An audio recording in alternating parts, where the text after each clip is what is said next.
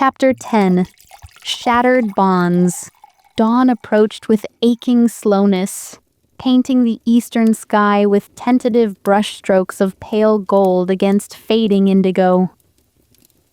Lyra stood at the safe house window, watching night reluctantly yield to morning. The moon opal at her throat pulsed with gentle coolness, a quiet reassurance against the apprehension tightening her chest. Behind her, Cassius and Zara made final preparations for the confrontation to come. Chalk lines formed precise patterns across the stone floor, a containment circle of intricate design, reinforced with symbols from traditions spanning multiple guilds. Spirit and fire, water and earth, even subtle elements of air magic woven through the complex geometry. Not guild standard practice, but something evolved from their combined research. Integration, where separation had been the norm for generations. The anchor points are secure, Cassius reported, straightening from his crouch with the fluid grace that still caught Lyra's attention despite more pressing concerns. His violet eyes met hers across the room, a fleeting connection that sent warmth through her despite the morning chill. Last night's intimacy lingered between them, unspoken yet undeniable, a foundation beneath their practical focus on the coming confrontation. Every glance, every casual brush of hands as they worked carried echoes of their shared vulnerability, their chosen connection. The spirit dust is properly positioned, Zara added, interrupting Lyra's momentary distraction. She gestured toward 5 small piles of crystallized essence arranged at precise points around the circle's perimeter. Though I still maintain this plan puts you both at unnecessary risk. All 3 of us, Lyra corrected, turning from the window to face her friends. Your role carries equal danger. Zara's mouth curved in a wry smile that didn't reach her eyes. Yes, but I'm merely the appetizer to your main course, am I not? She patted the protective amulet hanging at her throat. A simple design compared to Lyra's moon opal choker, yet carrying similar intention. Good thing my tolerance for magical influence has been well tested through years of diplomatic service.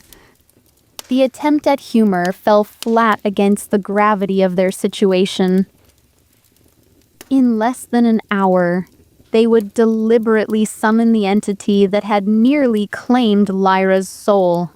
An incubus wearing Alek's face while carrying its own terrible purpose. We've prepared for every contingency, Cassius said, his measured tone a counterpoint to the tension humming beneath their forced calm. The containment will hold. Lyra nodded, fingers unconsciously rising to touch the moon opal at her throat. And the banishment will work. We've accounted for every variable. The words sounded more confident than she felt.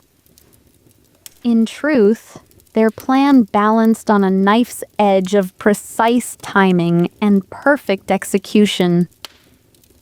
One misstep, one moment of hesitation, and the consequences would extend far beyond their 3 lives.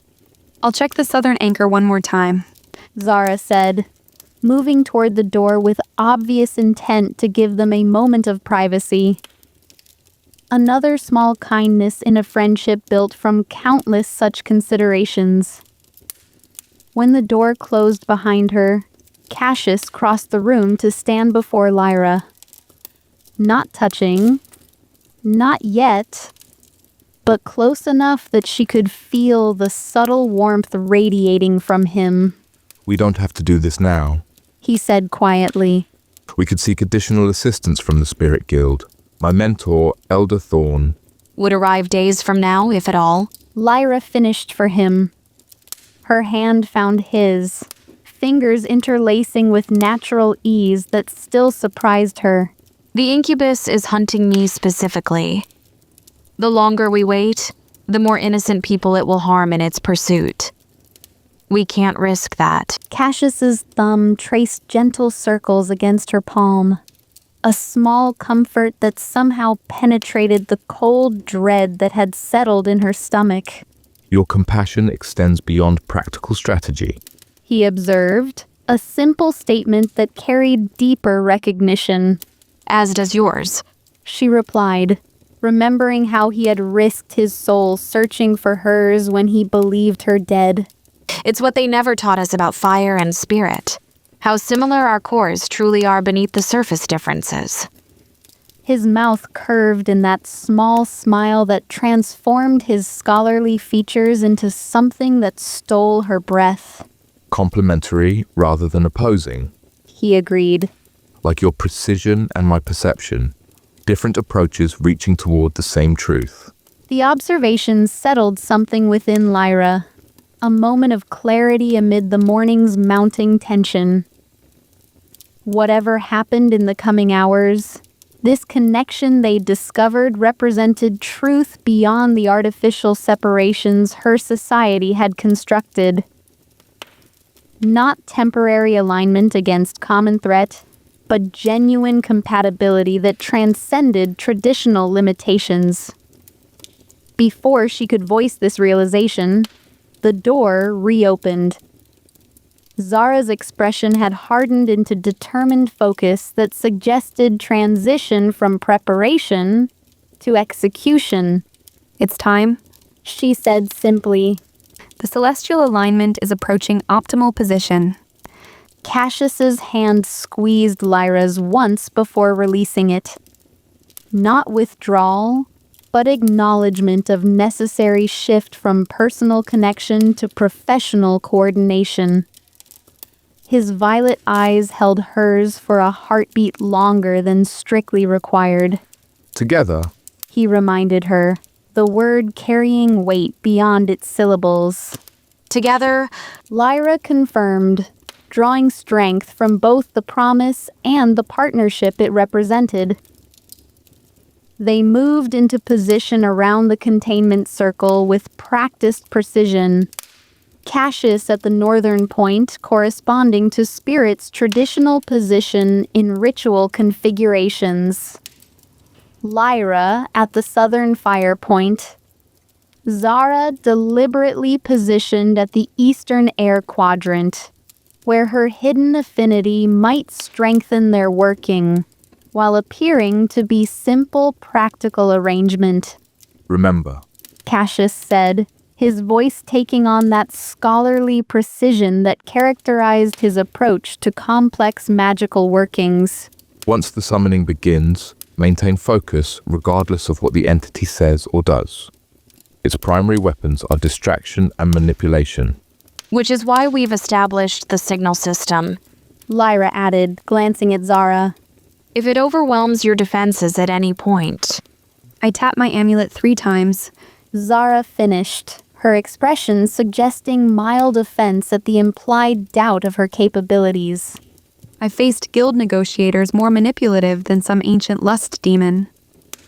The attempt at levity broke some of the mounting tension, allowing a brief shared smile before they returned to final preparations. Cassius sprinkled spirit dust along the circle's perimeter, its crystalline structure catching the strengthening dawn light with subtle luminescence. Lyra ignited the 5 ceremonial candles positioned at the pattern's key intersections, each flame burning with precisely controlled intensity, calibrated to the specific working they had designed. As the final preparations concluded, silence settled over the small plateau. Wind whispered through surrounding pines, the mountain air carrying the clean scent of snow from higher peaks despite spring's gradual advance at lower elevations. Distant birdsong punctuated the stillness, nature continuing its rhythms despite the unnatural forces they prepared to confront. Now? Zara asked, hands poised over her section of the circle. Cassius glanced toward the eastern horizon, where dawn light had strengthened to golden brilliance that pushed back night's final shadows. Now, He confirmed. The summoning began with delicate precision, each participant contributing their element to a working design to draw the incubus without immediately triggering its defensive instincts. Not aggressive command, but careful invitation. Not forced manifestation, but crafted pathway through which it might choose to appear. Lyra's fire magic provided the initial framework. Controlled heat that didn't consume, but instead created defined boundaries within which the working could safely unfold. Her flames danced along the chalk lines with deliberate restraint, illuminating the intricate patterns without destroying their material form. Cassius added spirit essence that transformed mere fire into something that bridged physical and metaphysical realms. A translucent veil of silvery energy that rose from the flames like smoke, yet moved with conscious purpose rather than random dispersion. The combination created a liminal space, neither fully material nor entirely spiritual, but something between that might accommodate an entity existing beyond normal categorical limitations. Zara's contribution remained subtle, yet crucial. Gentle currents of air that carried specific magical harmonics capable of resonating with the entity's particular frequency. Her hidden affinity provided perfect pitch to a working that might otherwise have required extensive trial and error to achieve proper attunement. As their magics combined, the circle began to glow with increasing intensity, light emanating not from their individual contributions, but from something new created through their harmony. Not separate elements functioning alongside each other, but integrated, working, generating effects beyond what any could achieve alone.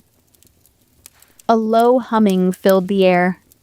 Vibration rather than sound, sensation rather than noise that seemed to resonate directly with their magical senses rather than physical hearing. The containment circle's light shifted from gentle illumination to pulsing radiance that briefly obscured the intricate patterns beneath it. Then, with startling abruptness, silence. The light stabilized, no longer pulsing but steady brilliance that cast strange shadows across the small plateau, despite strengthening dawn. Within the circle's boundary, air shimmered with heat distortion that gradually coalesced into recognizable form. The incubus appeared exactly as Lyra remembered from the necklace's pocket dimension. Alek's face and form rendered with perfect detail, yet somehow wrong in subtle ways no simple description could capture. His copper-gold hair caught the morning light with metallic gleams that seemed to generate light rather than merely reflect it. His golden eyes regarded them with predatory amusement that contained nothing of human warmth, despite their perfect mimicry of expression. My little bird, The entity purred, its voice carrying Alek's melodious cadence layered with something older and hungrier. how thoughtful of you to arrange this reunion. Its gaze fixed on Lyra with disturbing intensity that sent involuntary shiver down her spine, despite the protective wards and physical boundaries between them. The moon opal at her throat pulsed with sudden coolness, a response to the entity's focused attention. you are contained and will soon be banished. Cassius stated, his tone carrying that formal precision that characterized his professional approach to dangerous working. This realm is not yours to hunt within. The incubus turned toward him with lazy grace that suggested complete unconcern, despite its imprisoned status. Spirit seer, It acknowledged, something like respect coloring its tone. your fragment fought admirably within my domain. Such dedication to one who does not belong to you. I belong to no one. Lyra interjected, refusing to allow the entity to control their interaction through selective address. Least of all to you or Alek. Golden eyes returned to her, amusement deepening at her defiance. Such certainty. It mocked gently, Yet you wear another's mark even now. its gaze fixed on the moon opal choker. One collar exchanged for another, though more beautifully crafted, I admit. A protection freely chosen. Lyra corrected, refusing to allow the entity's words to undermine the fundamental difference between Cassius's gift and Alek's binding. Not a cage imposed. Semantics? The incubus dismissed with elegant wave that mimicked Alek's characteristic gesture with disturbing accuracy. All relationships are forms of ownership, little bird. Only the terms differ. Cassius began the first sequence of the banishment working. Subtle hand movements accompanied by words in ancient spirit tongue that seemed to echo from multiple directions simultaneously. The containment circle's light pulsed in response, boundaries strengthening as the initial phase established foundation for the entity's eventual dismissal. The incubus noticed, of course. Its golden eyes narrowed slightly, though its posture maintained that casual unconcern that suggested complete confidence despite approaching banishment. Always so serious, spirit seer. It commented, tone suggesting friendly observation rather than growing concern. One wonders what my little bird sees in such solemnity. Lyra joined the working at her designated interval, her fire magic interweaving with Cassius's spirit essence in harmony they had practiced extensively. Together, they reinforced the containment while simultaneously preparing the pathways through which banishment would eventually proceed. Perhaps what she truly desires is someone who sees her as person rather than possession. Zara commented from her position, deliberately drawing the entity's attention as they had planned. A distraction while the primary working proceeded toward completion. The strategy worked perfectly. Too perfectly. The incubus turned toward Zara with sudden, focused interest that transformed its casual demeanor into predatory assessment. Ah, the loyal friend. It purred, golden eyes gleaming with new purpose. With such fascinating secrets hidden beneath that practical exterior. Zara maintained her composed expression despite the entity's obvious attempt to unsettle her. No secrets relevant to current circumstances. She replied, the diplomatic training evident in her measured response. No? The incubus smiled. A perfect mimicry of Alek's most charming expression that somehow carried terrible hunger beneath its surface warmth. Not even those moments when you've watched your friend with the spirit seer and wondered what such passion might feel like if directed toward you instead. Color rose in Zara's cheeks despite her obvious effort to maintain professional detachment. The entity had found a vulnerability with disturbing precision, though whether truth or calculated falsehood designed to create division remained unclear. Your manipulations are transparent, She stated, fingers unconsciously rising to touch the protective amulet at her throat. and irrelevant to the working at hand. The incubus's smile deepened, satisfaction evident as it recognized effective pressure point for future exploitation. Of course. It agreed with mock seriousness that carried subtle mockery beneath its surface courtesy. merely passing observation while we await the inevitable conclusion of this charming ritual. Its confidence, despite approaching banishment, sent a chill through Lyra. Though she maintained her portion of the working without visible disruption. Something about its casual acceptance suggested knowledge they lacked. A confidence that transcended mere bravado or attempted manipulation. The banishment proceeded through its second phase, Cassius and Lyra maintaining perfect synchronization despite the entity's continued commentary. The containment circle's light shifted from brilliant white to deeper blue that suggested transition between realms, a bridge forming between physical world and the metaphysical territories to which the incubus would eventually be consigned.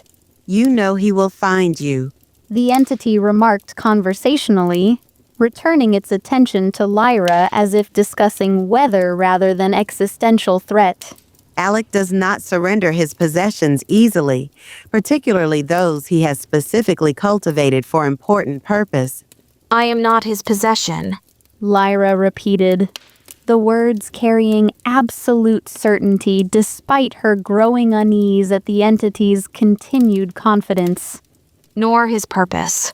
Such charming naivety, The incubus said, its tone almost gentle despite the cruelty beneath its words. Did you truly believe your engagement was mere political alliance? That your specific magical talents simply happened to align with his requirements? Something cold settled in Lyra's stomach despite her determination to ignore the entity's obvious manipulations. The working faltered momentarily before she reasserted control, though not quickly enough to prevent Cassius from noticing the brief disruption in their synchronized magic. Maintain focus. He reminded her quietly, violet eyes meeting hers with concern rather than criticism. Its words are designed to create exactly this distraction. The incubus laughed, a sound containing Alek's melodious cadence layered with ancient satisfaction that raised gooseflesh along Lyra's arms despite the morning's gathering warmth. Truth often proves more distracting than falsehood, spirit seer.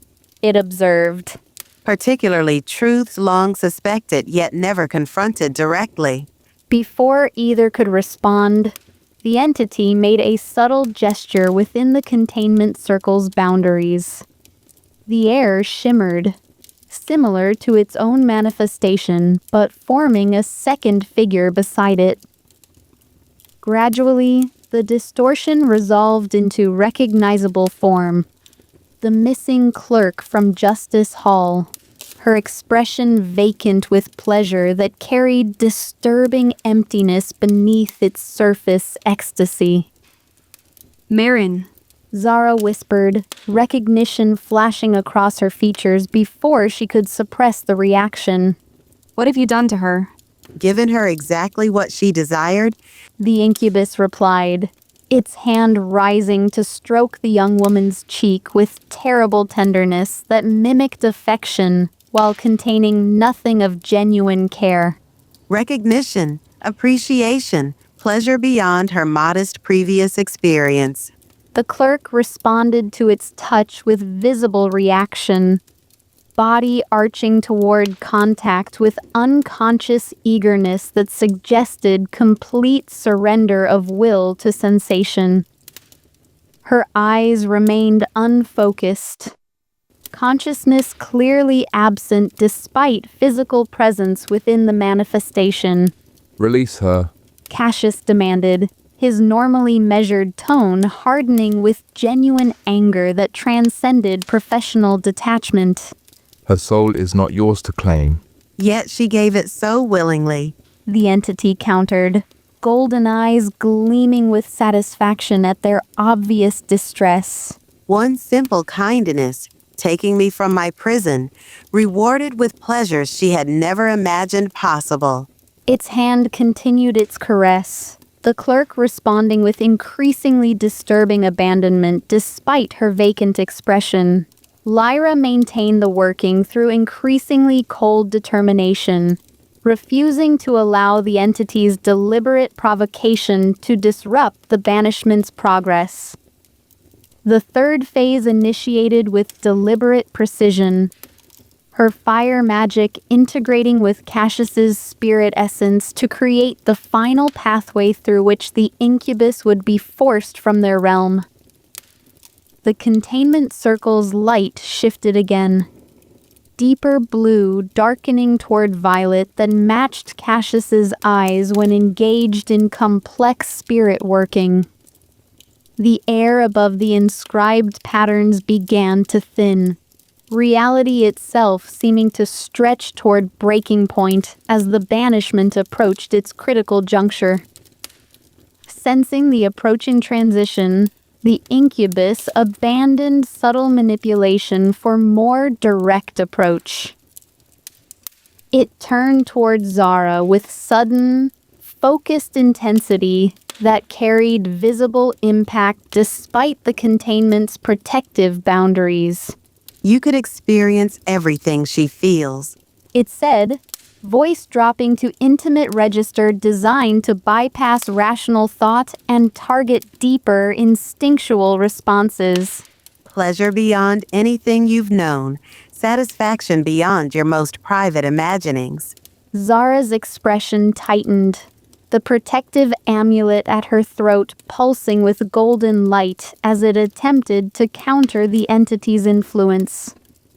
Yet something in her posture shifted, subtle tension suggesting internal struggle, despite her obvious resistance to the incubus's words. All freely given. It continued, each word precisely calculated to target specific vulnerabilities its supernatural perception had identified. No judgment, no consequences, no responsibilities. Just pure sensation without limitation or constraint. The clerk's manifestation responded to these words as if physically touched, her body moving with disturbing abandon that carried nothing of conscious choice yet mimicked passionate response with terrible accuracy. The display created undeniable impact, not just on Zara, whose fingers now clutched her amulet with white-knuckled intensity, but on all three watching the entity's terrible demonstration of its power. Zara, Lyra called, recognizing genuine danger in her friend's increasingly affected expression. remember why we're here. For a moment, the warning seemed to penetrate the incubus's influence. Zara's eyes cleared slightly, awareness returning to features that had begun showing the same vacant pleasure characterizing the clerk's manifestation. Her hand remained on the protective amulet, though her grip had loosened from desperate clutching to uncertain contact. One step. The entity urged, its voice carrying hypnotic quality that seemed to resonate directly with physical responses rather than conscious thoughts. Just one step across the boundary, and everything you've secretly desired becomes yours. Zara's foot moved forward, a small, unconscious shift that sent alarm racing through Lyra despite her focus on maintaining the banishment working. The incubus smiled with terrible satisfaction, extending its hand toward Zara in apparent welcome that carried nothing of genuine care beneath its surface courtesy. Now, Cassius shouted, his voice cutting through the hypnotic tension the entity had created. The final phase initiated with explosive force. Not physical detonation, but magical culmination that transformed the containment circle's violet light to blinding brilliance. The ground beneath the inscribed patterns cracked open with sound like mountain stones splitting beneath impossible pressure. From the sudden chasm rose chains of burning gold, Not physical metal, but manifestation of the banishment working's final stage, designed to bind the entity for transportation to imprisonment beyond the physical realm. The incubus's confident expression faltered for the first time as burning chains wrapped around its form with inexorable purpose. Its golden eyes widened with genuine surprise that suggested the working had transcended whatever countermeasures it had prepared against traditional banishment ritual. Well played. It acknowledged, genuine admiration coloring its tone despite its obvious distress as the chains tightened around its manifested form. Though temporary victory at best. Return to the void between worlds. Cassius intoned, formal words carrying ritual power beyond their surface meaning. Bound and banished from this realm. The burning chains pulled downward with increasing force, drawing the entity toward the chasm opening beneath its feet. Its borrowed form began dissolving at the edges, Alek's perfect features blurring as the incubus's true nature showed through the weakening disguise. The clerk's manifestation had already vanished, a mere illusion disrupted by the banishment's overwhelming force. Yet even in defeat, the entity maintained terrible purpose. Its golden eyes locked on Lyra with final, focused intensity that penetrated the working's protective boundaries to deliver a parting message before its complete dismissal. I will be sure to let Alek know you live, my little bird. It called, voice surprisingly strong despite its rapidly dissolving form. Together we will have our fun with you yet. You will always be ours. The words struck with physical impact despite their immaterial nature. A promise rather than mere threat, certainty rather than simple intimidation. Lyra maintained her portion of the working through sheer will, refusing to allow momentary fear to disrupt the banishment's completion, despite the cold dread spreading through her at the entity's final declaration. With a sound like thunder contained within too small space, the chasm closed around the incubus's dissolving form.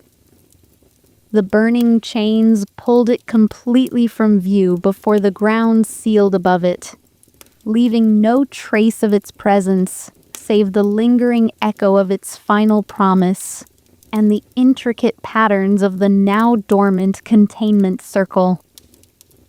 Silence settled over the small plateau, not peaceful calm, but stunned aftermath following violent storm. The three remained in their positions around the circle, magical exhaustion competing with emotional impact as they processed what had transpired during the confrontation and banishment. Zara recovered first, her diplomatic training providing framework for managing extreme situations despite personal distress. Is it truly gone? She asked, voice hoarse with effort of resisting the entity's influence during its final moments. Banished to the void between realms. Cassius confirmed, his scholarly precision returning as professional assessment replaced immediate response to direct threat. Bound by constraints that should contain it for decades at minimum. Should? Lyra echoed, the qualifier catching her attention despite her attempt to process the entity's parting words. Cassius grimaced slightly, honesty preventing false reassurance despite obvious desire to offer comfort.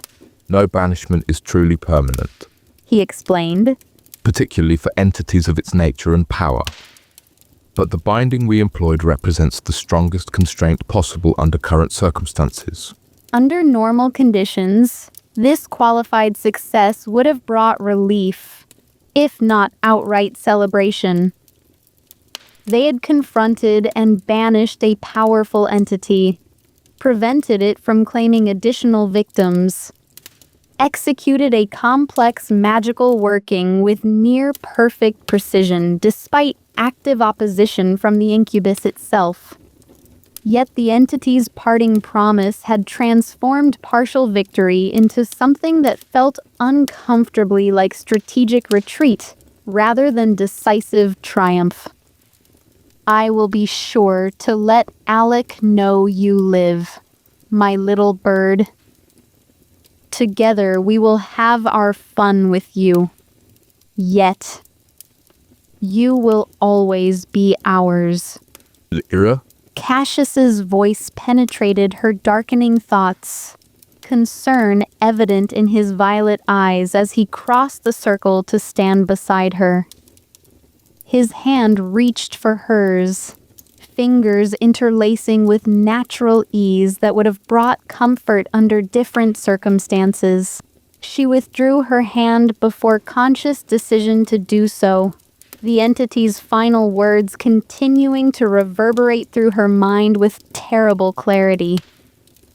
Not because she believed its claim of ownership, that fundamental lie she rejected completely, but because the promise to inform Alek of her continued existence carried undeniable consequences for everyone connected to her.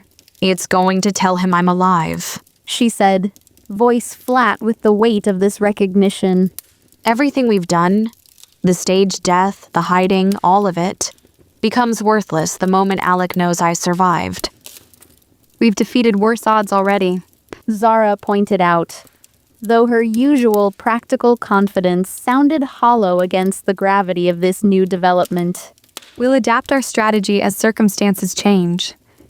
That's what we've been doing since the beginning. Lyra shook her head, something cold and terrible crystallizing within her as she fully processed the implications beyond immediate tactical disadvantage. You don't understand, She said, moving away from both of them despite Cassius's obvious concern at her withdrawal. This isn't about strategy anymore. It's about the danger I represent to everyone around me. This isn't about strategy anymore? Lyra said, moving away from both of them despite Cassius's obvious concern at her withdrawal. It's about the danger I represent to everyone around me. The words hung in the morning air, heavy with the cold certainty that had crystallized within her. She wrapped her arms around herself, as if trying to contain the growing dread that threatened to consume her from within. Lyra, listen. Cassius began, taking a step toward her. She retreated further, putting the dormant containment circle between them. No, you've risked enough already. Both of you have. Her amber eyes darted between Cassius and Zara, seeing not just her allies in this moment, but the targets they would become when Alek discovered her survival. My father, the entire Fire Guild, they think I'm dead. When Alek learns otherwise, everyone connected to me becomes a liability to be eliminated or worse. As if to emphasize her point, a soft moan rose from within the containment circle. The clerk, Marin, still lay where she had collapsed when the incubus was banished. Her body twitched slightly, face contorted in an unsettling mixture of pleasure and pain. Lips parted in silent pleas to a master no longer present, yet clearly still influencing her from across the void. The sight stopped Lyra's spiraling thoughts, momentarily redirecting her attention from her own fear to the young woman's obvious suffering. She's still connected to it, She observed, horrified realization cutting through her panic. even with the incubus banished. Cassius was already moving toward the clerk, his scholarly demeanor giving way to focused concern as he knelt beside her trembling form. His violet eyes clouded with spirit sight as he passed his hand above her body without actually touching her. The entity established deep anchors within her magical core, He confirmed, face grim as he completed his assessment.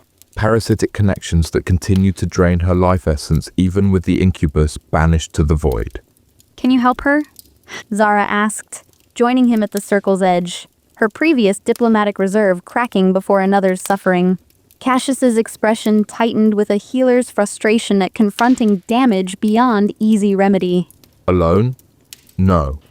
These connections are too intricate, too deeply embedded to sever without risking permanent damage to her core. He looked up at Lyra, violet eyes holding hers across the dormant circle. But together, perhaps we can. Together? Lyra echoed, the word catching in her throat. Your precision with fire magic combined with my ability to perceive the spiritual connections. He held her gaze steadily. The same harmony that allowed us to banish the entity could potentially free her from its lingering influence. Despite her earlier withdrawal, Lyra found herself moving closer, drawn by both compassion for the suffering clerk and the undeniable pull of working alongside Cassius again. Their magical signatures had proven so perfectly complementary.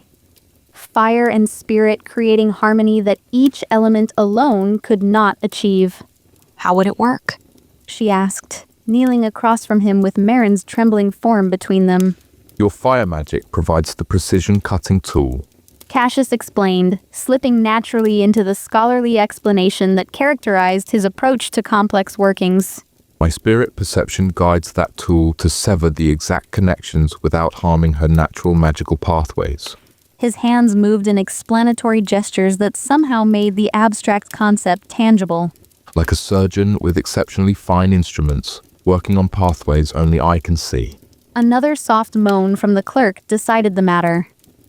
Whatever Lyra's fears about her continued connection to Cassius and Zara, she couldn't abandon this innocent victim to suffer the incubus's influence for the rest of her life.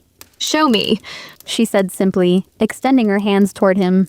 Cassius's fingers interlaced with hers across Marin's body, the contact sending a jolt of awareness through Lyra that transcended simple physical touch. Their established connection awakened immediately, the resonance they had discovered in the Ember Sanctuary, and deepened through subsequent workings, flaring to life with an ease that still surprised her. Focus on creating the finest flame filament you can maintain. Cassius guided, his voice taking on that distant quality that suggested division of attention between physical and spiritual realms. Like thread spun from fire itself, thinner than human hair. Lyra closed her eyes, concentrating on her most precise fire manipulation. Not the showy illusions that had earned her recognition within the guild, but the delicate control that had always been her true gift. From her fingertips emerged a thread of flame so fine it was barely visible to ordinary sight. A golden red filament that hummed with controlled energy rather than chaotic heat. Perfect, Cassius murmured, his voice carrying genuine appreciation that warmed something within her despite the gravity of their current task. Now, follow my guidance through our connection. You'll feel gentle pressure directing the flame. Don't resist it. With her eyes closed, Lyra became acutely aware of his consciousness touching hers through their joined hands. Not invasive control, but respectful partnership, offering direction without demanding submission. The flame filament above Marin's body began moving in precise patterns she couldn't have predicted, tracing invisible pathways only Cassius could perceive with his spirit sight. There. He whispered, guiding the flame toward a specific point above the clerk's chest.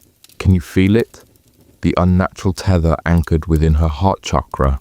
And somehow, through their connection, Lyra could sense it. A wrongness attached to the clerk's natural energy flow, like a parasite embedded in healthy tissue. Her flame responded to their combined intention, flowing toward the corrupted connection with surgical precision. Gentle pressure? Cassius guided. Like cutting a single thread without disturbing the fabric around it. The working required a level of precision beyond anything Lyra had previously attempted, yet somehow felt natural through their shared consciousness. Her flame severed the first connection with delicate accuracy that would have been impossible without Cassius's perception guiding her power. Marin's body shuddered, a small gasp escaping her lips as the first tether to the incubus was cut. Not pain, but release. The subtle difference perceptible through their combined magical sensitivity. Good. Cassius encouraged. There are 4 more primary anchors: throat, mind, sacral, and base. We'll address each in sequence.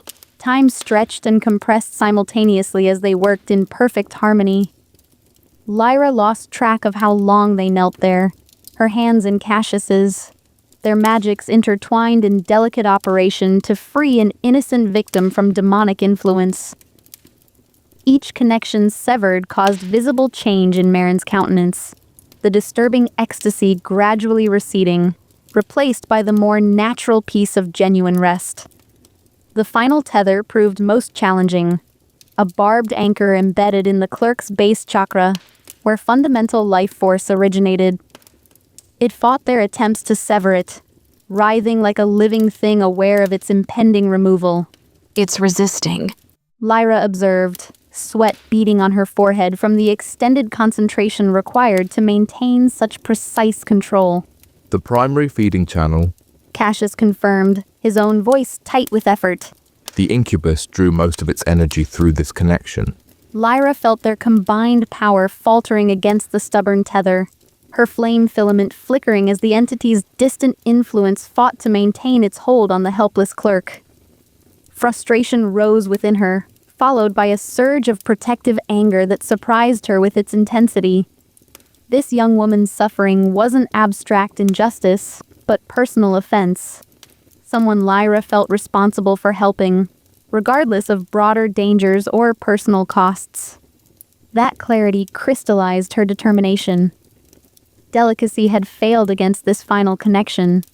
Perhaps controlled force would succeed where surgical precision could not. Hold steady.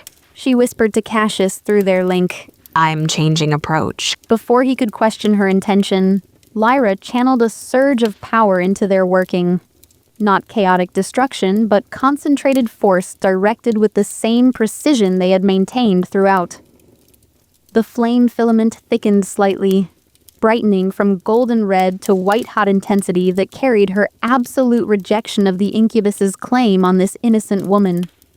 The tether resisted for one final moment, fighting her determination with ancient hunger that had claimed countless victims throughout its long existence. Then, with a sound like distant glass shattering, it broke. The severed connection dissipated in a shower of spectral sparks visible only through their combined perception, leaving Merrin's natural energy pathways intact but free from external influence. The clerk's body relaxed completely for the first time since they had found her within the incubus's control. Her breathing deepened, face smoothing into genuine restful sleep rather than trance-like stupor or disturbing ecstasy. Lyra opened her eyes to find Cassius watching her with an expression that combined scholarly assessment with something deeper and more personal. Their hands remained joined across Merrin's now peaceful form, the connection between them humming with awareness that transcended the completed working. That was remarkable. He said quietly. Your precision never faltered, even when you increased power through the final resistance. I couldn't have found the connections without your guidance. Lyra replied, the simple truth carrying recognition beyond the immediate working to the broader partnership they had discovered together. This harmony between our magics Shouldn't be possible according to traditional guild doctrine. Cassius finished for her, a small smile touching his lips despite the exhaustion evident in his features. Yet here we are. The moment stretched between them, filled with significance that extended beyond their successful healing of the clerk. Every working they completed together provided further evidence against centuries of enforced separation between elemental practices, proof that harmony rather than conflict could exist between fire and spirit when approached through respect rather than dominance. A truth that directly contradicted the foundations upon which Eldervale's rigid guild system had been constructed. Zara's deliberate cough broke the moment, her diplomatic training providing perfect timing for practical interruption without appearing to notice the deeper currents flowing between them. How is she? She asked, nodding toward Merrin's still form. Cassius gently disengaged his hands from Lyra's, though something of their connection remained, even after physical contact ended. Free from the incubus's direct influence. He reported, professional assessment returning as he checked the clerk's pulse and breathing. She should recover consciousness naturally within a few hours, though Though? Lyra prompted when he hesitated. The memory of what she experienced will remain, He said grimly. and likely cravings for the entity's touch. The pleasure it provided, however destructive, creates dependencies that persist beyond the physical connection. Like addiction? Zara observed with characteristic directness. Precisely. Cassius arranged Marin's limbs in more comfortable position. She'll need specialized care to fully recover, guidance from healers with experience in treating victims of spiritual violation. The clinical terminology didn't disguise the horrific reality it described. Lyra stared at the sleeping clerk, seeing not just an individual victim, but terrifying representation of what awaited others if Alek's ambitions remained unchecked. The incubus had been banished, yes, but its promise to inform Alek of her survival carried consequences beyond immediate tactical disadvantage. I will be sure to let Alek know you live, my little bird. Together we will have our fun with you yet. You will always be ours. The words echoed through her mind with renewed clarity as she contemplated the sleeping clerk. This could have been her fate, would still be her fate if Alek recaptured her. And not just her suffering, but the potential harm to everyone connected to her. Cassius, Zara, her father, even guild members who had no knowledge of her continued existence.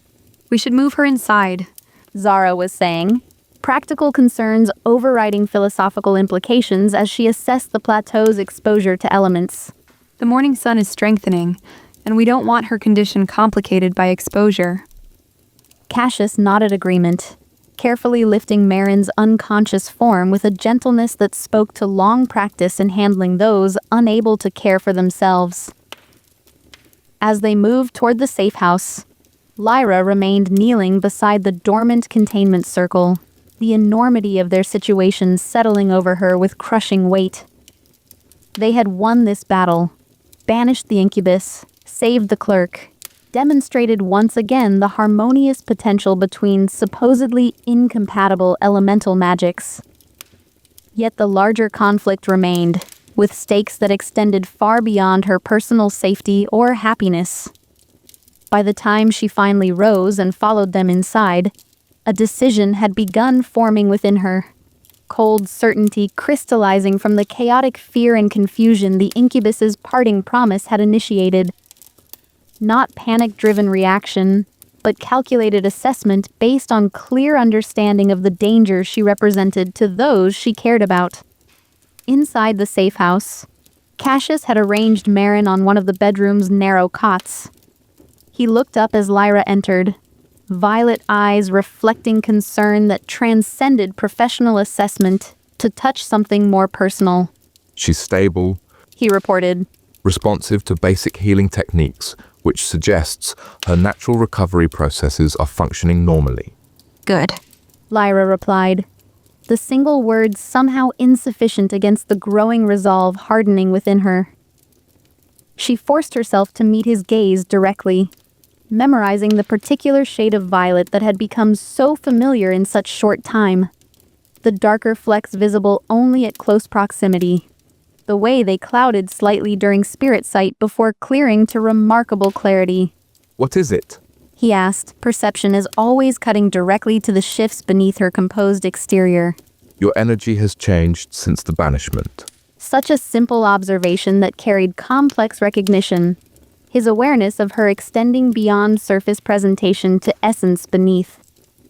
The connection between them, whatever name or category others might attempt to assign it, represented genuine perception rather than projection or manipulation, which made what she must do exponentially more difficult. We should discuss next steps. She replied, deflection rather than direct evasion. The incubus has been banished, but its promise to inform Alek of my survival requires adaptive strategy. If Cassius noted her sudden shift to formal planning, he didn't comment directly. Instead, he simply nodded and followed her into the safe house's main room, where Zara had already begun assembling travel provisions with characteristic efficiency. I've inventoried our supplies. She reported without looking up from her systematic organization of packed rations. We have enough to reach the next Spirit Guild way station if we're careful. Though with an additional person to care for. She nodded toward the bedroom where Marin rested. I can create a transport working. Cassius offered, academic problem-solving providing temporary distraction from the emotional undercurrents flowing beneath their practical planning. Not direct teleportation, which would require preparation beyond our current resources, but a guided pathway that would accelerate conventional travel by approximately double standard pace. The solution was elegant and practical, showcasing his typical approach to complex challenges. Lyra found herself noting these details with almost painful attention, cataloging facets of his personality and methods as if preserving memories that might soon become inaccessible. That would be optimal. She agreed, her voice carefully neutral despite the growing certainty of what she must do. If you and Zara transported Marin to the way station, she could receive proper care while She caught herself, recalibrated. While the next phase of our response to Alek's schemes developed. The slight slip didn't escape Cassius's notice. His violet eyes narrowed slightly, studying her with that penetrating perception that seemed to see directly into her thoughts despite the careful barriers she attempted to maintain. Our response? He corrected gently. Whatever comes next, we face it together. His hand extended toward hers, the simple gesture carrying unspoken recognition of the connection that had developed between them with unexpected speed, yet undeniable authenticity. Lyra didn't take his hand. The act of refusal cost her more than she would have believed possible mere weeks earlier, when he had been merely the spirit seer imposing on her family's private concerns. Now, denying this small contact felt like severing something essential within herself. Necessary amputation that nonetheless carried terrible pain. I need some air, she said abruptly, moving toward the door before either could respond. to process what happened with the banishment. I won't go far. The technical truth, she wouldn't go far, initially, coded the deeper deception beneath. Not outright lie, but carefully constructed misdirection that allowed her to exit without immediate confrontation or explanation. Outside, morning had fully claimed the small plateau. Sun illuminated the mountainside with golden brilliance that contrasted sharply with the cold resolve settling within her. The containment circle's chalk lines were already fading, mountain breeze gradually erasing evidence of their confrontation with forces beyond ordinary understanding. Lyra moved to the plateau's edge, ostensibly contemplating the spectacular view of pine forests and distant peaks, while actually calculating a workable escape route. The mountain paths branched at several points in the near distance, one leading toward the Spirit Guild way station Cassius had mentioned, others venturing deeper into wilderness few travelers ever navigated. Perfect for someone determined to disappear completely. She touched the moon opal at her throat, its cool presence a constant reminder of both protection freely offered and connection freely chosen. Unlike the fire opal necklace Alek had used to bind her, this talisman respected her autonomy while providing genuine defense against similar imprisonment. Yet it also represented tangible evidence of her continued connection to Cassius, a link that now endangered him far more than it protected her. When Alek learned she had survived, his first targets would be those who had helped her escape his influence. The spirit seer who had interfered with his carefully calculated plans. The friend who had maintained loyal support despite increasing risk. The trail leading deeper into the mountains called to her with silent promise of isolation that would protect others from becoming collateral damage in Alek's inevitable pursuit of reclaiming what he considered his rightful possession. Not permanent solution, but necessary strategic withdrawal until she could confront him without endangering those she cared about. Decision crystallized into action. Lyra moved quickly but quietly back into the safe house, gathering minimal supplies while Cassius and Zara discussed transportation logistics in the main room. Her pack from their journey remained in the small bedroom she had shared with Cassius the previous night. A space now filled with memories she firmly pushed aside as she collected only essential items. food for 3 days. Basic medical supplies. The small journal containing their research notes on the Crown of Cinders and its original purpose. Nothing that would slow her progress through difficult terrain or leave obvious trail for potential pursuers. She hesitated over the moon opal choker, fingers rising to touch its cool surface against her throat. Removing it would sacrifice the protection it provided against future magical bindings, like the fire opal necklace. Yet leaving it in place maintained connection with Cassius that might allow him to track her location once he discovered her absence. In the end, protection outweighed risk. She left the choker in place, though guilt at keeping his gift while deliberately severing their partnership added another layer to the emotional complexity of her decision. Exiting through the bedroom window required minimal magical assistance. A simple fire-enhanced leap that carried her past potential observation from the main room's windows. Her feet touched ground soundlessly, years of practicing precision control allowing her to mask even the small sounds of her departure. The mountain path beckoned, its winding course offering concealment within moments of setting foot upon it. Lyra paused at the trail's entrance, looking back at the safe house where Cassius and Zara continued their planning, unaware of her imminent disappearance. Her resolve wavered briefly, the connection she had discovered with Cassius pulling at something essential within her, urging return rather than departure. The memory of Marin's suffering hardened her determination. The clerk's fate represented a terrible glimpse of what awaited anyone who remained in Alek's path once he discovered Lyra's survival. The incubus had not been Alek himself, yet its behavior and methods reflected the man who had summoned it. Calculating cruelty disguised as generous opportunity, dominance masked as appreciation, consumption presented as fulfillment. Together we will have our fun with you, yet. The promise echoed through her mind with renewed clarity, steel reinforcing her wavering resolve. Not just her suffering, but the potential harm to everyone connected to her. Cassius, Zara, her father. Innocents like Marin who might become pawns in Alek's relentless pursuit. Lyra turned away from the safe house, setting foot upon the mountain path with deliberate finality that acknowledged both the necessity and the pain of her decision. Each step carried her further from the connection she had discovered with Cassius, yet paradoxically represented an attempt to protect what that connection had come to mean. A partnership founded on respect rather than control, support without expectation of submission, appreciation without demand for ownership. The trail climbed steadily, winding through pine forest that gradually thinned as elevation increased.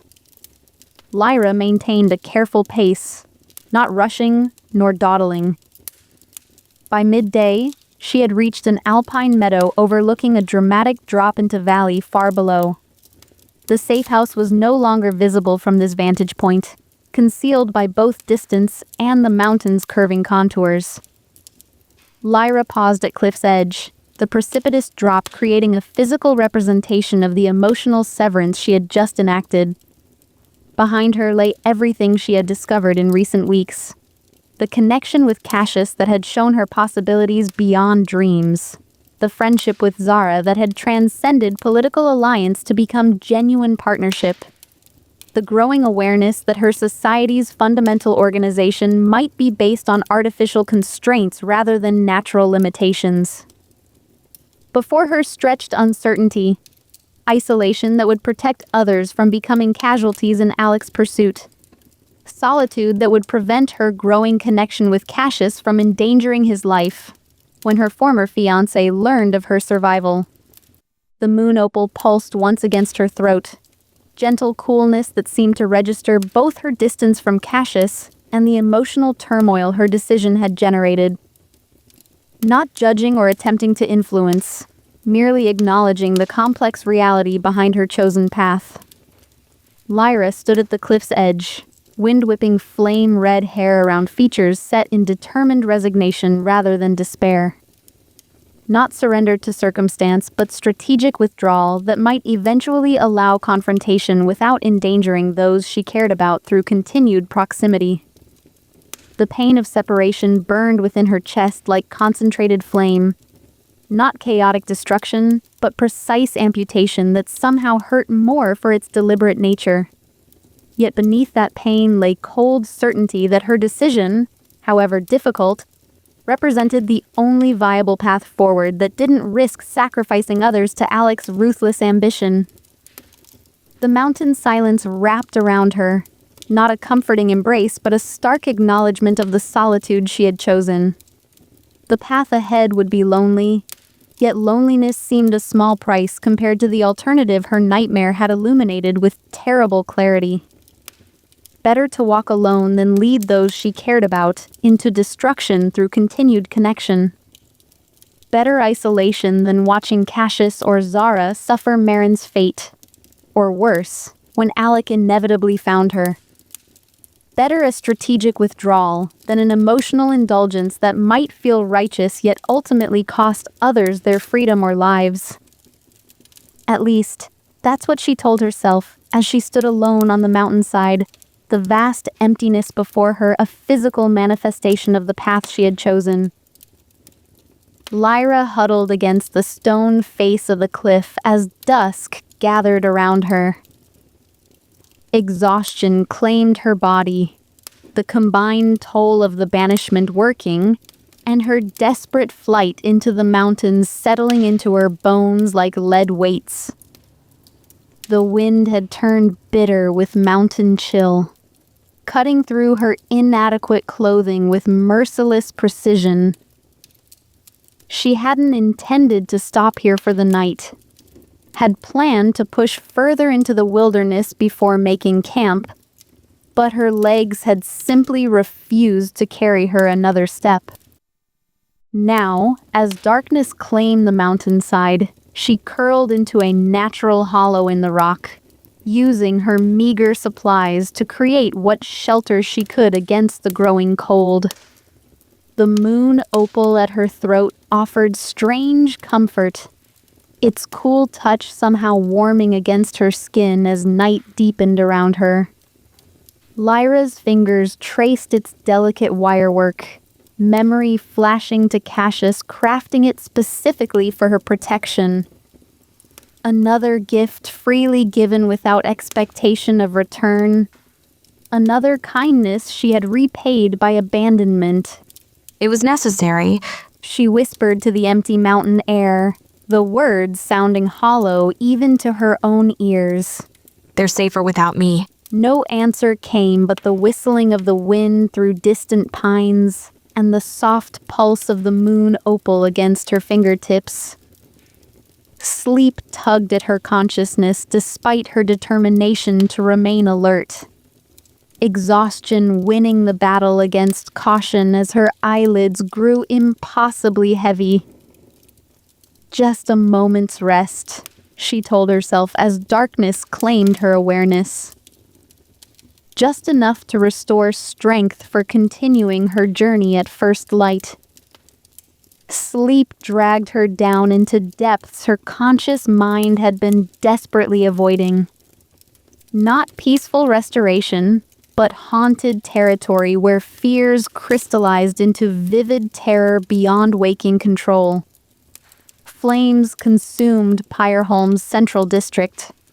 Not the controlled fire of guild architecture, but chaotic destruction that respected no boundaries or established order. Buildings collapsed in sheets of ember and ash, the stone itself crumbling before unnatural heat that melted rather than merely burned.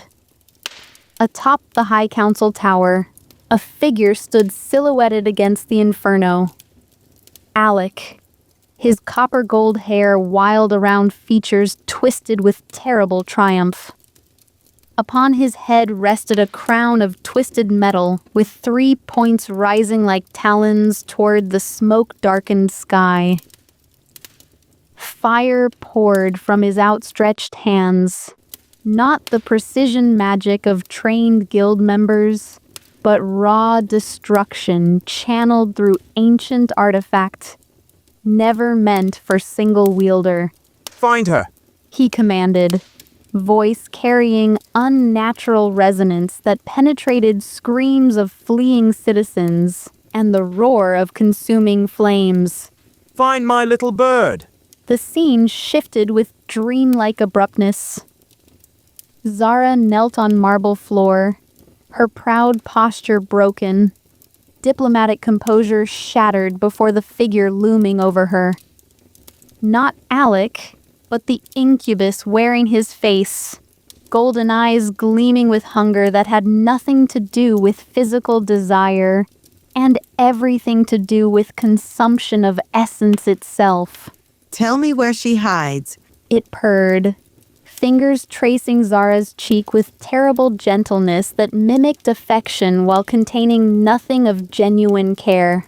And I will give you everything you secretly desire. Zara's expression reflected desperate struggle. Internal resistance fighting external compulsion as the entity's influence penetrated her defenses.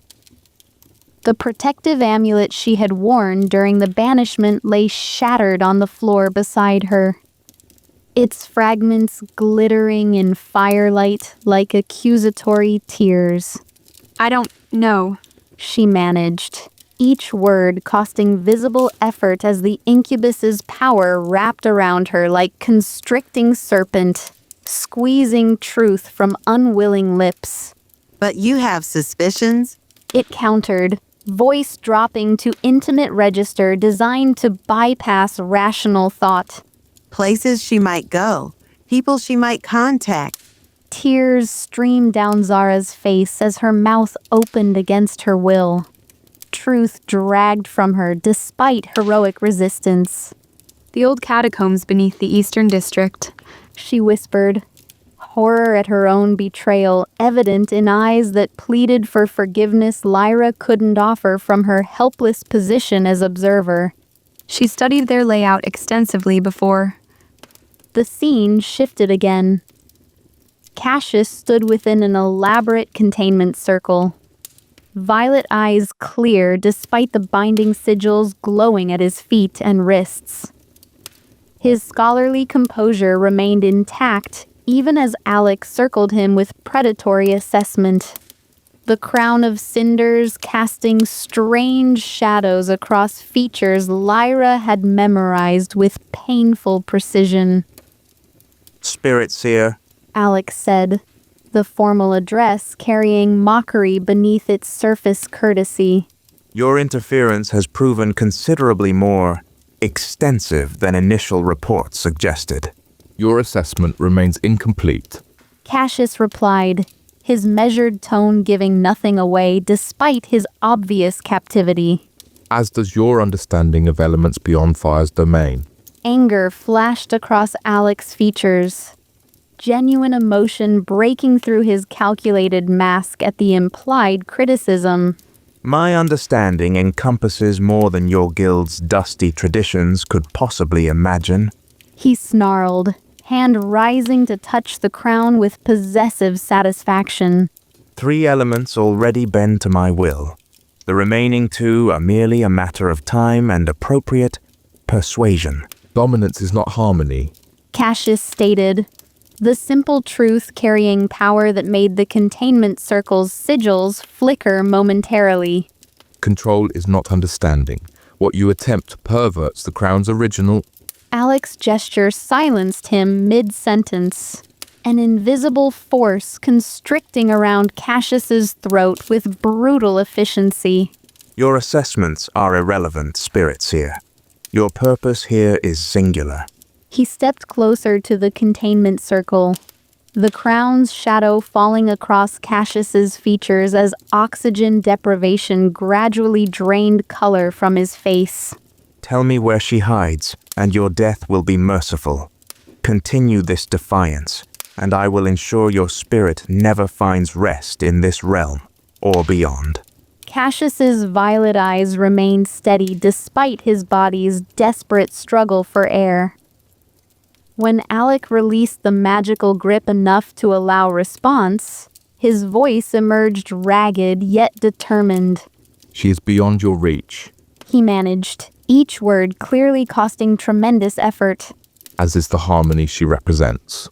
Fury transformed Alek's features, controlled mask falling away to reveal the raw ambition beneath his calculated exterior. Nothing is beyond my reach.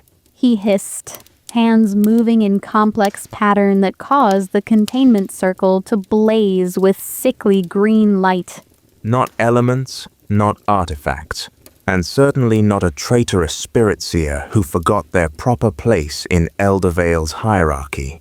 The circle's light intensified, consuming Cassius's form with a terrible brilliance that forced Lyra to shield her eyes despite knowing this was a mere nightmare rather than an actual event. When she could look again, nothing remained within the containment boundaries but smoldering ash in a vaguely humanoid outline. The distinctive shape of a man consumed by fire so intense it had destroyed not just flesh, but spirit essence itself. Alek stared at the remains with cold satisfaction, the crown pulsing with matching rhythm against his temples.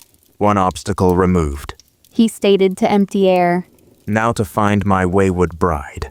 His golden eyes seemed to look directly at Lyra despite her status as invisible observer. A smile spreading across his features with terrible recognition. Run as far as you wish, little bird. Your cage awaits regardless of the distance. Flames engulfed the scene, Pyreholm collapsing into an inferno that spread beyond the city boundaries to consume forests, mountains, and eventually the horizon itself. The entire world burning to cinders beneath the crown's corrupted influence. Lyra jerked awake with a strangled cry, heart hammering against her ribs as nightmare images lingered with terrible clarity. Cold sweat plastered her clothing to trembling limbs despite the mountain chill, her breath coming in ragged gasps that formed visible clouds in the pre-dawn air. Just a dream, she told herself, struggling to separate nightmare terror from rational assessment. Just fear finding form during unguarded sleep. Yet the images carried conviction beyond ordinary dreams. Zara's broken resistance, Cassius's complete destruction, Pyreholm burning beneath the crown's corrupted influence. Not prophecy, perhaps, but terrifyingly plausible outcomes if Alek's ambitions remained unchecked. Troubling visions on such a beautiful morning. Remarked a gentle voice from somewhere to her left. Though not entirely unexpected given circumstances. Lyra spun toward the sound, flame gathering instinctively at her fingertips despite her exhausted state. A figure sat cross-legged on a flat stone several paces away. An elderly man with silver hair and weathered features, calmly tending a small fire that burned without apparent fuel. No, not ordinary fire. Spirit flame, the distinctive silver-blue glow unmistakable to anyone who had studied forbidden cross-elemental texts as extensively as she had. The old man manipulated it with casual precision. A small copper kettle suspended above the ethereal flames by nothing more substantial than his evident will. Peace, child, he said, raising one hand in a calming gesture without appearing particularly concerned by her defensive posture. If harm were my intention, attacking while you slept would have proven considerably more efficient. The logical assessment, delivered with such matter-of-fact certainty, somehow penetrated Lyra's panic more effectively than any elaborate reassurance might have achieved. She lowered her hands, though flame remained ready just beneath her skin, should his apparent harmlessness prove deceptive. Who are you? she demanded, voice hoarse from sleep and lingering nightmare terror. And how did you find me? Find implies seeking. The old man replied, attending to his tea with methodical movements that suggested ritual beyond mere beverage preparation. When in truth, you wandered into my territory rather than the reverse. He glanced up, eyes the distinctive silver-flecked violet of Spirit Guild heritage. As for who, some call me Elder Thorn, though titles matter considerably less in these mountains than in guild politics below. The name registered with immediate significance. Cassius's mentor, the elder he had mentioned as a potential ally before they had decided to confront the incubus without waiting for additional assistance. You're from the Spirit Guild, Lyra stated, caution gradually yielding to curiosity as the old man continued his unhurried tea preparation. but we're nowhere near spirit territory. Elder Thorn chuckled, the sound surprisingly warm coming from such weathered features. Territory, borders, jurisdiction, such limited concepts for describing realities that transcend physical geography. He gestured toward their surroundings with a casual wave that somehow encompassed more than the visible landscape.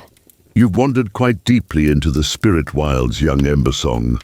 Places where material and immaterial realms overlap beyond conventional understanding. Confusion replaced caution as Lyra took in their surroundings with more careful attention. The mountainside appeared unchanged from her memory of the previous evening. Same cliff edge, same sparse vegetation clinging to rocky soil, same view of valleys and peaks stretching toward distant horizon. Yet something felt different in ways her physical senses couldn't quite articulate. Air carrying subtle vibrations beyond ordinary wind.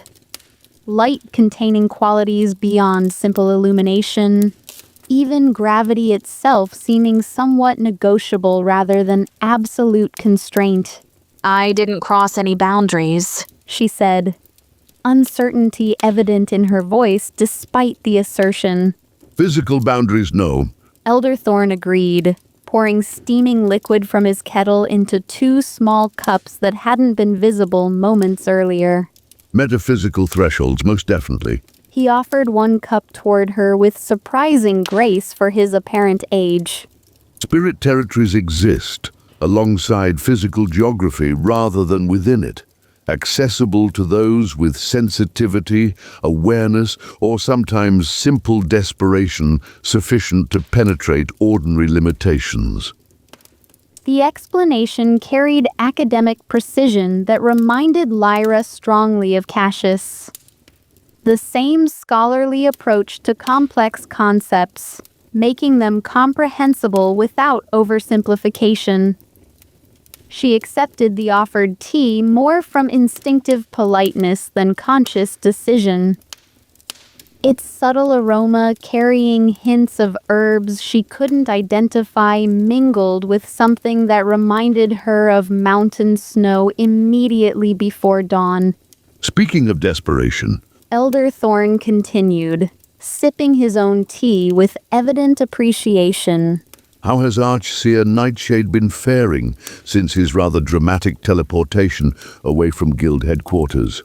Such workings typically require extensive preparation and considerable power reserves, yet he managed with apparent spontaneity that caused quite the stir among senior council members. Archseer? Lyra echoed, the unfamiliar title catching her attention despite more pressing concerns. Cassius is a magister, not... She trailed off as Elder Thorn's silver-flecked eyes crinkled with genuine amusement. The confusion of political versus merit rankings. He said, setting his cup aside with deliberate precision. The Spirit Guild maintains dual recognition systems, political positions like Magister that acknowledge one's standing within our somewhat tedious administrative hierarchy, and merit titles that recognize actual magical accomplishment regardless of political maneuvering. And Cassius holds both. Lyra concluded, pieces fitting together with satisfying clarity. Indeed, politically a magister with all the diplomatic responsibilities and administrative tedium such position entails. Elder Thorn's weathered features softened with what appeared to be genuine pride. But by merit, the first Archseer recognized in centuries, the most gifted spirit mage since the separation, and perhaps before. The revelation settled within Lyra with curious weight. Not surprise exactly, as she had witnessed Cassius's extraordinary abilities firsthand, but recognition that even his own guild considered him exceptional, rather than merely accomplished. The spirit fragment he had sacrificed to protect her, the soul walking he had attempted to find her when he believed her dead, the transcendental transition that had brought him to Pyreholm against all conventional limitations, all represented abilities far beyond ordinary practice. And now that he has apparently traversed the deep current and returned with both sanity and self intact, Elder Thorn continued, he may well be entitled to even higher recognition. The elder studied her with penetrating focus that belied his casual demeanor. Though I suspect such accolades concern him considerably less than your current whereabouts and emotional state. The gentle observation pierced Lyra's carefully constructed justifications with uncomfortable precision. She stared into the depths of her tea, searching for an appropriate response to the assessment that somehow bypassed her defensive barriers to target core truths she had been avoiding. I left to protect them, she said finally, the words sounding hollow even to her own ears. Cassius, Zara, my father. Everyone connected to me becomes target once Alek discovers I survived. Elder Thorn made non-committal sound that somehow conveyed both recognition of her reasoning and skepticism regarding its fundamental premise. And your absence provides this protection through what specific mechanism? The question's directness caught Lyra off guard. By removing the connection between them and me, She replied, the logical framework she had constructed during her flight into the mountains suddenly seeming far less solid under direct examination. Alek wants me, not them. If I'm not with them, He simply ignores those who helped you escape his influence? Elder Thorn completed her thought with gentle precision that exposed its fundamental flaw. Forgives the spirit seer who interfered with his carefully constructed plans? Overlooks the friend who maintained loyal support despite increasing risk? Abandons his pursuit of power because one component temporarily eludes his grasp? Each question struck with quiet force, systematically dismantling the justifications Lyra had been clinging to since the incubus's parting promise had triggered her desperate flight. She found herself unable to meet the elder's perceptive gaze, focus returning to the tea that had somehow maintained perfect temperature despite the mountain chill. I saw what he did to that clerk. She whispered, nightmare images overlaying memory of Marin's vacant expression and helpless responses to the incubus's touch. What he would do to Zara if given an opportunity. What he would do to Cassius simply for interfering with his plans. And your absence prevents these outcomes? Elder Thorn pressed, not unkindly, but with relentless focus that refused to allow evasion or self-deception. Or merely ensures you won't be present to help prevent them? The question laid bare the fundamental selfishness hiding beneath her apparent self-sacrifice. Not protection of others, but protection of herself from witnessing their suffering. Not strategic withdrawal, but emotional retreat. Not solution, but avoidance disguised as nobility. I can't bear to watch them suffer because of me, She admitted. the truth finally emerging from beneath layers of rationalization and fear. To see Cassius destroyed, Zara broken, my father manipulated beyond recognition. All because I escaped Alek's control and they helped me do it. So instead, you ensure they face these threats without your assistance. Elder Thorn observed, the simple statement carrying no judgment, yet illuminating the contradiction within her choice with uncomfortable clarity. Weaker for your absence, rather than stronger for your presence. Tears threatened as Lyra fully confronted the flawed reasoning behind her desperate flight. Not strategy, but panic. Not protection, but abandonment. Not solution, but capitulation to fear dressed as sacrifice. What have I done? She whispered, the question directed more toward herself than the elder watching her with such calm perception. Made a mistake born from caring deeply. Elder Thorn replied, surprising her with gentle understanding rather than harsh criticism. One that remains correctable, should you choose a different path forward. I need to go back, Lyra said, certainty crystallizing with sudden clarity that pushed aside lingering doubt and fear. They're not safer without me. They're more vulnerable. We're stronger together than separated. The realization carried weight beyond immediate tactical considerations.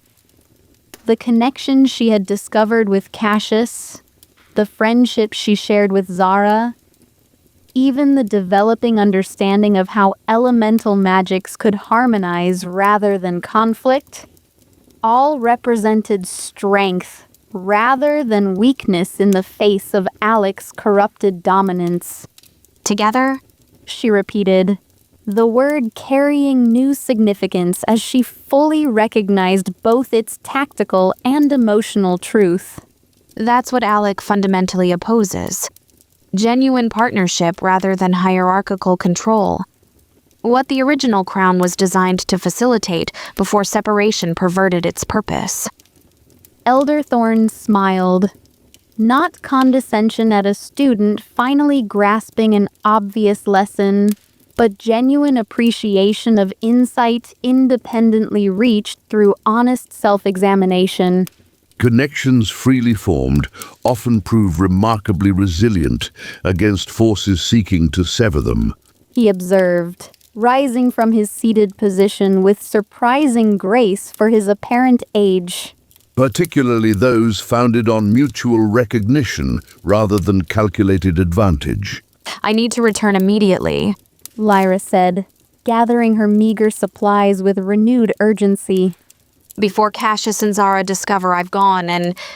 Time flows differently in the spirit wilds. Elder Thorn interrupted, a hint of amusement touching his weathered features. What feels like night and dawn to you has been mere minutes in the physical realm.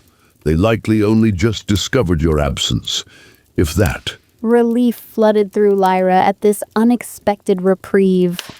Opportunity to correct her mistake before it caused the very harm she had been trying to prevent. Can you help me find my way back? She asked, suddenly aware that the landscape around them had subtly shifted during their conversation. Familiar markers somehow altered despite her not having moved from her position. Better, Elder Thorn replied, making a subtle gesture that caused the spirit flame beneath his tea kettle to rise and reshape itself into a form resembling a fox with multiple tails that glowed with silver blue light. I'll accompany you. There are matters requiring discussion with Archseer Nightshade that transcend your immediate situation, though they may prove surprisingly connected. The spirit fox stretched with impossible fluidity before approaching Lyra with delicate steps that left no impression on the rocky soil.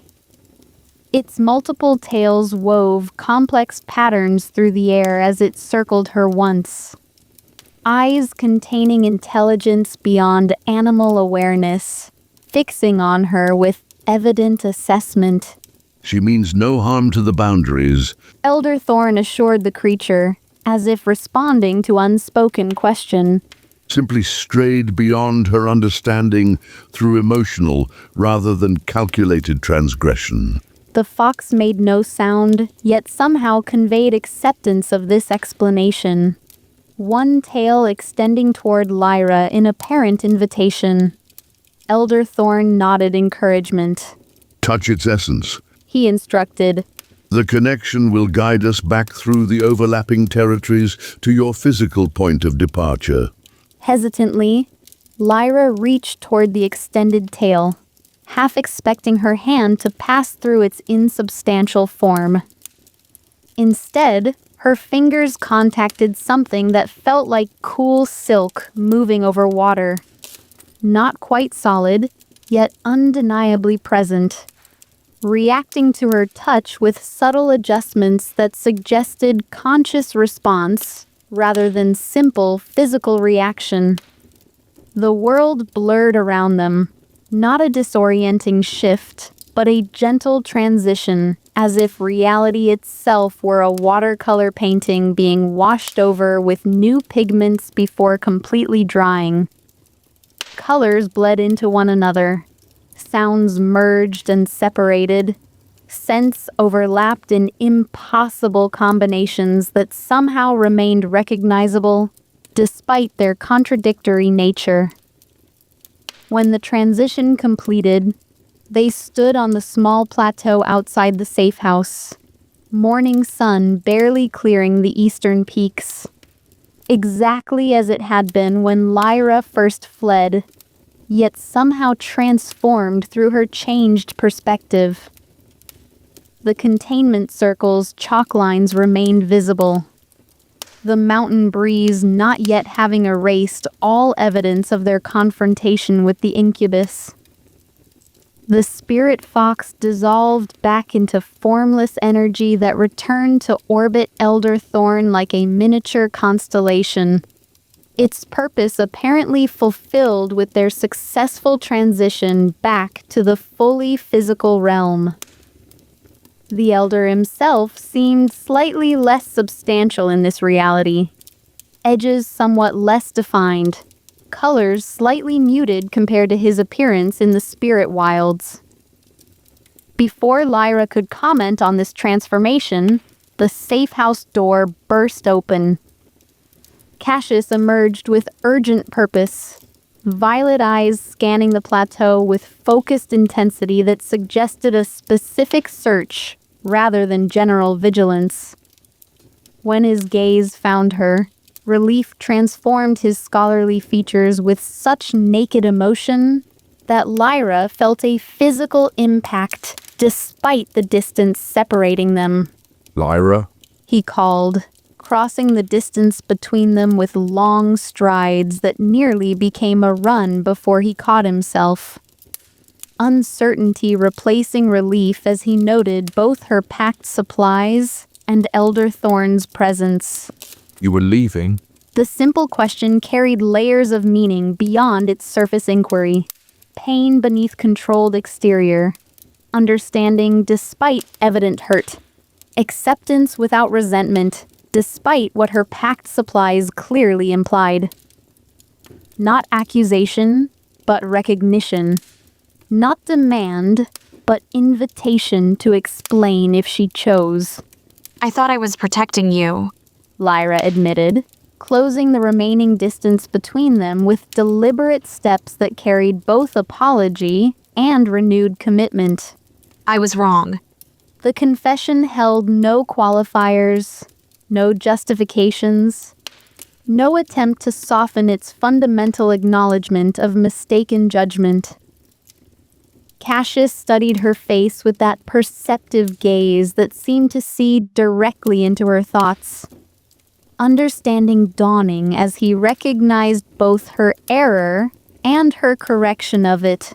Together remain stronger than separate, He said quietly, the simple statement touching something deep and personal. Yes. Lyra agreed, certainty replacing the fear and doubt that had driven her desperate flight. Without conscious planning, she closed the final distance between them. hands rising to frame his face with gentle precision that matched his own customary care. I'm sorry for forgetting that truth even momentarily. Their kiss carried a different quality from previous connections. Not desperate reunion after feared permanent separation, not passionate exploration of newly acknowledged attraction, but deliberate recommitment to partnership they had discovered together despite all forces arrayed against such possibility. When they separated, Lyra found unexpected tears threatening despite her usual controlled composure. Not sorrow, but release.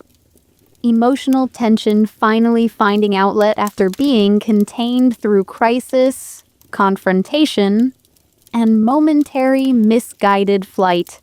Quite the dramatic reunion. Elderthorn observed from behind them, amusement evident in his tone despite the formal phrasing. Though perhaps understandable given recent circumstances. Cassius turned toward the voice, recognition and respect immediately transforming his expression from personal connection to professional acknowledgement. Elder Thorn, He greeted with formal bow that nonetheless carried genuine warmth beneath ceremonial politeness. your presence is unexpected yet fortuitously timed. As is often the case with those who walk between realms. The elder replied with matching formality that contained a similar undercurrent of personal connection beneath professional acknowledgement. Though in this instance, timing proves particularly significant, given warnings received through channels typically dormant for generations. Cassius's expression shifted toward scholarly focus that Lyra had come to recognize preceded complex magical discussions. Warnings? He echoed, violet eyes narrowing with professional interest that temporarily overshadowed personal concerns. Perhaps we should continue this discussion inside. Elder Thorn suggested, glancing toward the safe house where Zara had appeared in the doorway. Her diplomatic composure momentarily abandoned as she took in the unusual tableau before her. Lyra and Cassius standing close together, a strange elder radiating subtle power, despite his unassuming appearance. The spirit energies still orbiting him like miniature stars. Yes. Cassius agreed, though his hand found Lyra's with natural ease that suggested continued physical connection, despite the shift toward more formal discussion. There have been significant developments since my departure from guild headquarters. Elder Thorn's silver-flecked eyes crinkled with amusement at the diplomatic phrasing. Dramatic teleportation without proper authorization or established protocols, you mean? He corrected without heat. Creating quite the stir among senior council members unaccustomed to such flagrant disregard for procedural requirements. Emergency circumstances warranted immediate response. Cassius replied, not quite apology, but acknowledgement of unconventional actions requiring eventual explanation to guild authorities. Indeed they did. Elder Thorn agreed, following as they moved toward the safe house entrance where Zara waited with barely contained questions evident in her expression. More so than even you likely realized at the time of your departure. Inside, they gathered around the main room's central table. Zara quickly preparing tea with practiced efficiency that spoke to her diplomatic training in managing unexpected situations with appropriate hospitality. Marin remained sleeping peacefully in the bedroom where they had placed her, following the healing working. Her condition apparently stable, despite lingering impacts of the incubus's influence.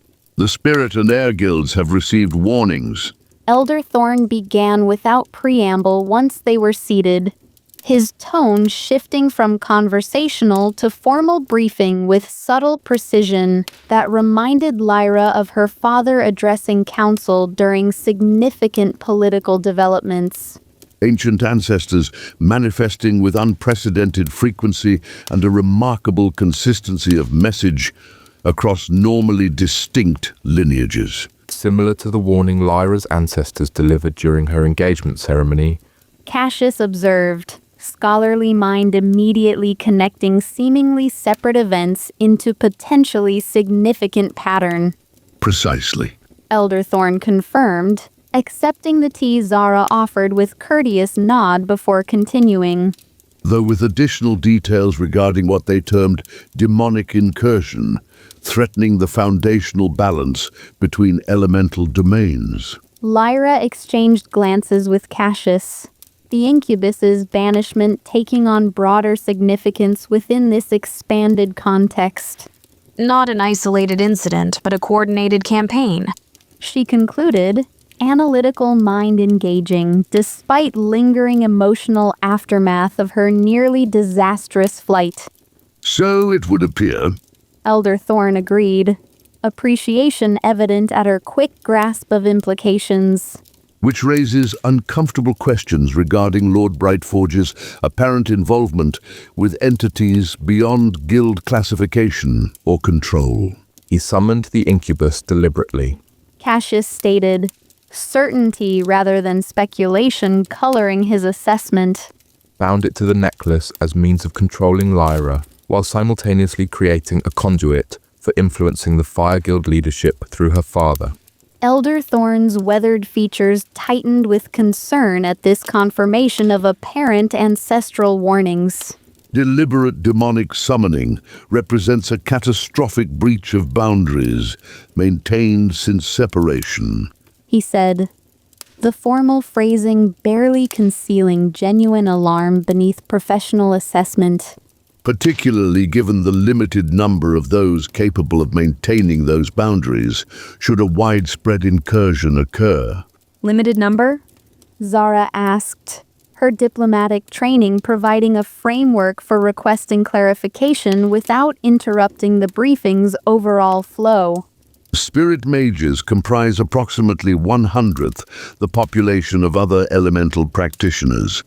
Elder Thorn explained, the statistics clearly familiar enough to require no reference to documentation or uncertain memory.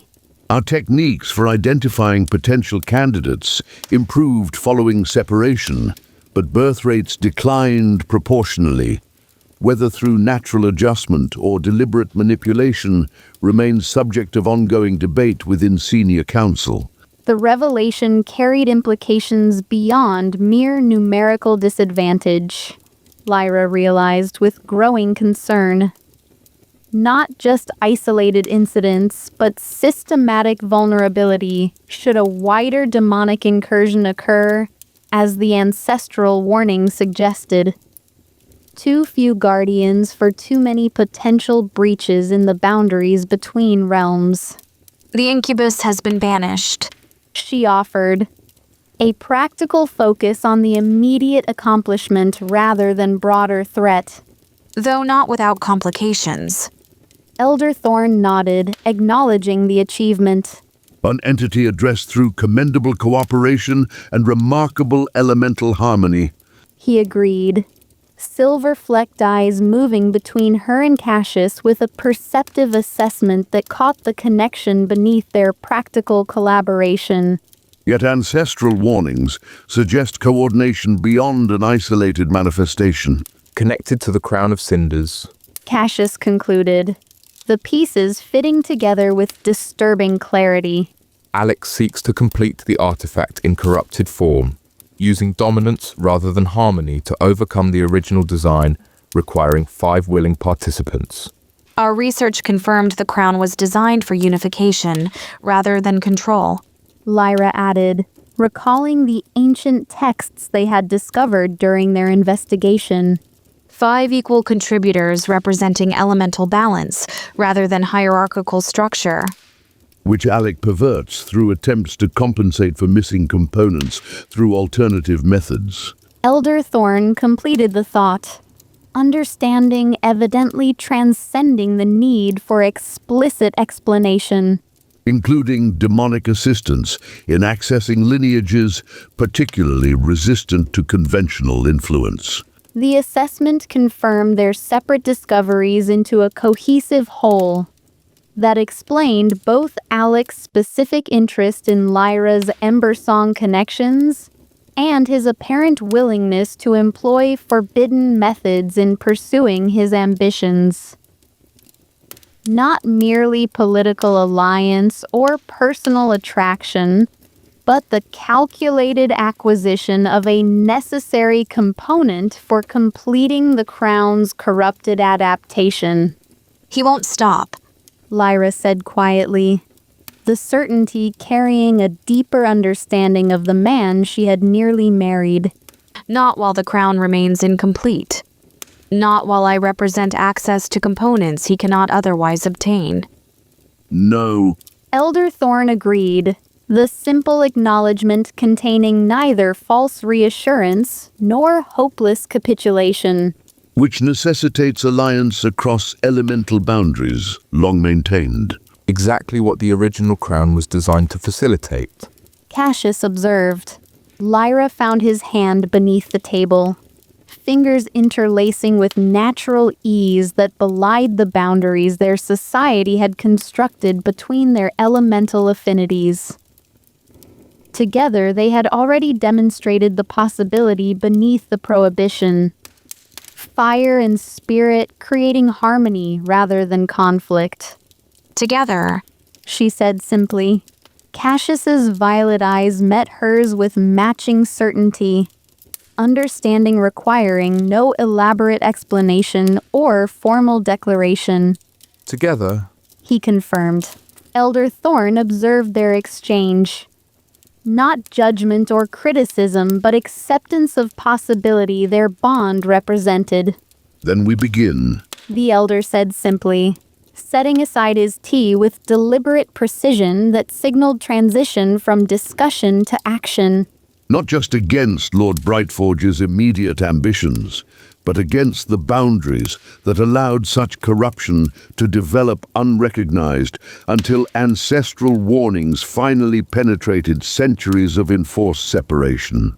Dawn light strengthened outside the safe house windows, the new day bringing both clarified purpose and renewed commitment.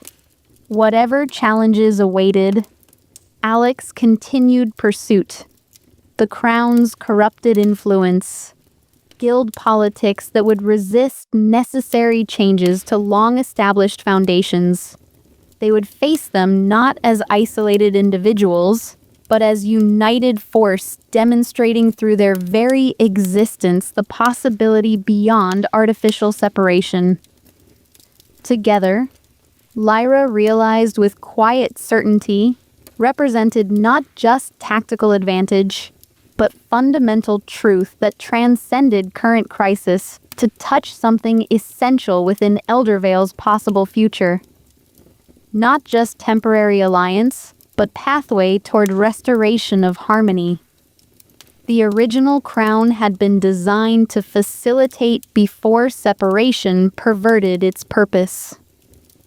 Her fingers tightened around Cassius's, the connection carrying commitment beyond words to touch genuine partnership founded on recognition rather than domination, respect rather than control, harmony rather than hierarchy.